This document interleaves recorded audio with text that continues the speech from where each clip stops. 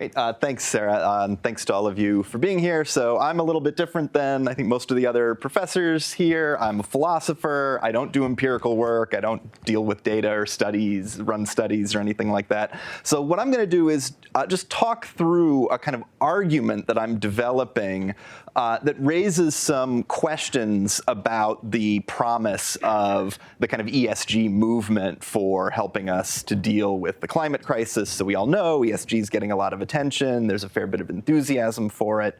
But we should ask, how might we expect it to actually help us do everything that is necessary, or at least what we can reasonably expect of it, to deal with the climate crisis? So in order to think about this, we have to know first, well, what is ESG? And there are actually kind of competing views about how we should understand it. So one, which you kind of hear a fair bit in response to some of the kind of conservative criticisms of ESG, is that, look, ESG is not incompatible with profit maximization. In fact, it kind of relies on it and just requires that we take into account in an appropriate way the risks that kind of environmental considerations present to, for example, certain kinds of investments. So on this sort of view, being committed to ESG principles would require that we kind of take into account the risks associated with, for example, investing in coastal property in Florida, because that property might end up underwater in a few decades. But it doesn't require that we, for example, commit, if we're business decision makers, to kind of reducing our firm's emissions, even when doing that would come at the expense of kind of expected returns on investments. So I think it's pretty clear that there are severe limits to the prospects of kind of this version of ESG helping us to generate significantly reduced emissions from business decision making.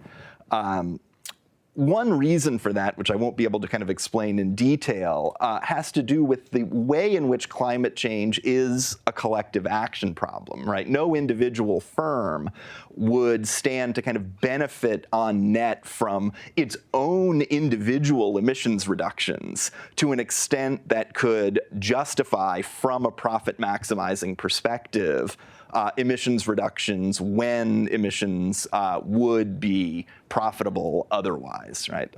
Collective action problems kind of generally have this structure. Climate change kind of features this in a way that makes it the case that self-interested reasons alone are not generally going to count strongly in favor of unilateral reductions.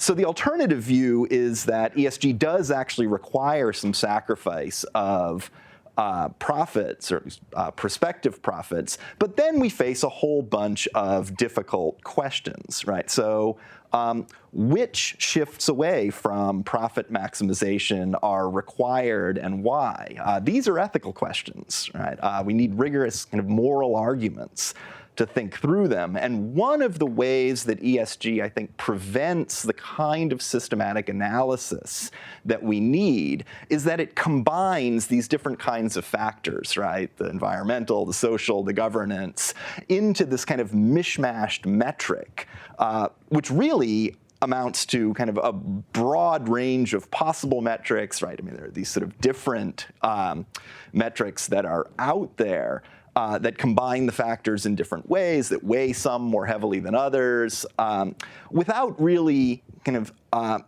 there being a whole lot of discussion out there about why we might have kind of good reasons to assign more weight to one thing rather than another, and so on.